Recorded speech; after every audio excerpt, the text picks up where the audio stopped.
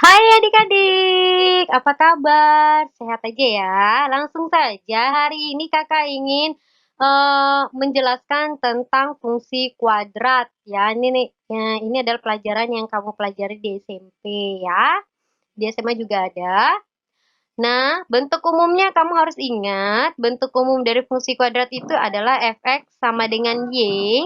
Ingat ya, fx itu sama dengan y, sama dengan ax kuadrat tambah bx tambah c ya. Jadi kalau misalnya dia soal fx, ingat fx itu adalah si y gitu ya. Di mana A itu tidak boleh 0, koefisiensi A itu tidak boleh 0. Kenapa? Kalau misalnya koefisiennya 0, si A, maka nanti dia jadi linier, bukan kuadrat, bukan fungsi kuadrat lagi, tetapi jadi garis linier. Oke adik-adik ya, diingat ya kata kuncinya ya. Kalau B dan C itu boleh 0, tetapi si A-nya yang tidak boleh 0. Oke? Nah, jadi nanti bentuk grafik fungsi kuadrat itu adalah parabola ya adik-adik ya. Nah, ini adalah sifat-sifat dari bisa kita lihat bagaimana sih sifat-sifat parabola itu dari si fungsi kuadratnya nanti gitu ya. Kita bisa lihat dari koefisiensi A, si B, si C, dan si D. Nah, kita lihat dulu koefisiensi A. Kalau nilai koefisiennya misalnya negatif atau lebih kecil dari 0, contohnya nih, kalau si A-nya negatif, kita misalnya negatif 3, negatif 2, negatif 1, negatif 5, dan seterusnya. Yang penting negatif ya. Maka nanti sifat kurvanya itu nanti terbuka ke bawah, gitu ya. Dan nilai ekstrimnya itu nanti maksimum atau dia memiliki nilai Y max gitu ya. Kemudian, kalau misalnya nilai koefisiennya si A-nya positif, maka nanti dia terbuka ke atas. Atau mempunyai nilai ekstrim minimum Y min gitu ya. Nah, kemudian kita lihat lagi dari si koefisien B gitu ya. Nah, kalau si B, nah ini ada, kalau A dan B itu sama tanda gitu ya. Kalau dia sama tanda, maka misalnya gini, kalau misalnya A-nya positif, B-nya juga positif gitu ya, itu kan sama tanda. Maka titik puncaknya nanti ada di sebelah kiri sumbu Y ya. Ada di sebelah kiri sumbu Y. Nah, kalau misalnya A dan B-nya beda tanda, contohnya A-nya positif, B-nya negatif, atau A-nya negatif, B-nya positif gitu ya. Kan beda tanda. Maka titik puncaknya nanti itu ada di kanan sumbu Y gitu ya adik-adik ya. Nah, kemudian kalau misalnya kita lihat dari koefisien si C, kalau misalnya si C-nya negatif, maka dia akan memotong sumbu Y negatif. Jadi adik ya, memotong sumbu Y negatif. Nah, kalau misalnya si Y-nya positif, Y-nya ini positif adik-adik, maka nanti dia memotong sumbu Y positif. Ya, dia memotong sumbu Y positif. Kalau misalnya C-nya sama dengan 0, berarti dia tidak memotong sumbu Y gitu ya. Tidak memotong sumbu Y. Berarti dia memotong sumbu Y di titik 0,0 gitu ya adik-adik ya. Jadi adik-adik jangan bingung ya. Dan selanjutnya kalau misalnya D-nya itu sama dengan, kalau misalnya diskriminan, ingat diskriminannya itu adalah, mencari diskriminan adalah B kuadrat kurang 4AC. Nah, kalau misalnya nanti hasilnya negatif, di mana diskriminan dari suatu fungsi itu negatif, maka dia tidak, sifat kerupanya tidak memotong atau tidak menyinggung sumbu X. Nah, kalau misalnya diskriminannya sama dengan 0 nih adik-adik, maka dia menyinggung sumbu X di X, 0 gitu ya. Berarti si Y-nya 0 gitu ya adik-adik ya.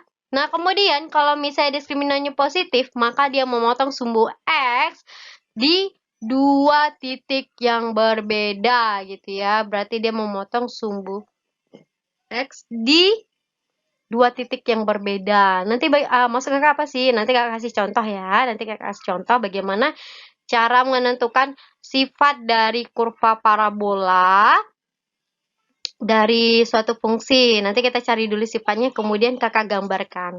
Dari gambar kita bisa lihat, benar nggak ya? Gambar yang kita buat itu dengan si sifatnya sesuai nggak gitu ya adik-adik ya?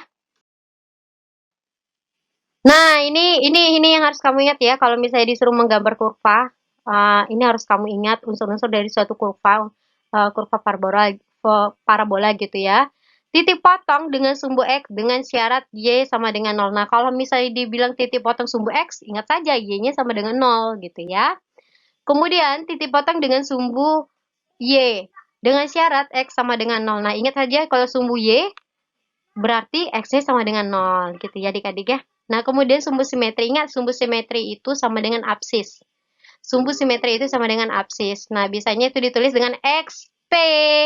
XP sama dengan min B per 2A. Ingat ya, min B per 2A. Kemudian, nilai ekstrim atau disebut dengan ordinat. Ya, ada yang ada yang di buku mengatakan itu nilai ekstrim. Ada juga yang bilang ordinat gitu ya. Itu sebenarnya sama dengan YP. Adik-adik jangan bingung ya. Namanya saja berbeda tapi dia sama gitu ya. YP sama dengan min D per 4A. Di mana dia itu nanti diskriminannya itu adalah B kuadrat dikurang 4AC ya adik-adik ya. Nah, koordinat titik balik atau titik puncak, jadi di soal ada dikatakan titik balik, ada juga dikatakan titik puncak. Jadi titik balik dan titik puncak itu sama. Nah, caranya mencarinya adalah ingat aja XP, YP. Kan XP tadi itu sumbu simetri, YP itu sumbu nilai ekstrim gitu ya adik-adik ya, gampang ya. Nah, ini ya diskriminan, ingat ya. Untuk diskriminan itu sama dengan B kuadrat kurang 4AC. Nah, ini menyusun persamaan fungsi kuadrat gitu ya adik-adik ya. Nah, kalau misalnya diketahui menyinggung sumbu X di X 1,0, maka nanti rumus yang kamu pakai adalah Fx sama dengan A buka kurung X kurang X1 kuadrat. Ini ya adik-adik ya, kalau misalnya dia menyinggung sumbu X di X 1,0 gitu ya. Kemudian, diketahui dua titik potong terhadap sumbu X. Nah, ini.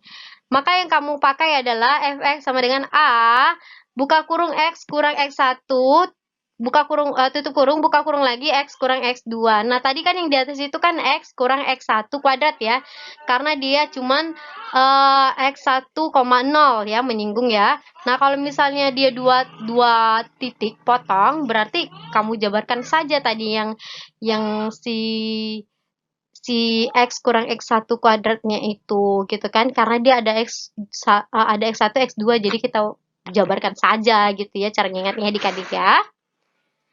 Lanjut, diketahui titik puncak grafik YXP dan YP. Nah, kalau misalnya diketahui dalam soal itu si XP dan YP-nya, langsung saja Fx sama dengan A dalam kurung X dikurang XP kuadrat ditambah dengan YP gitu ya adik-adik ya. Ini kamu harus ingat kalau misalnya ketemu soal bagaimana cara membuat suatu fungsi kuadrat jika ada beberapa unsur yang diketahui. Ini adik ya, ada 3 ya.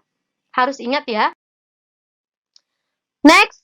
Nah, hubungan garis dengan parabola ini tadi sama dengan yang sebelumnya, sifat-sifat yang tadi di awal kakak jelaskan.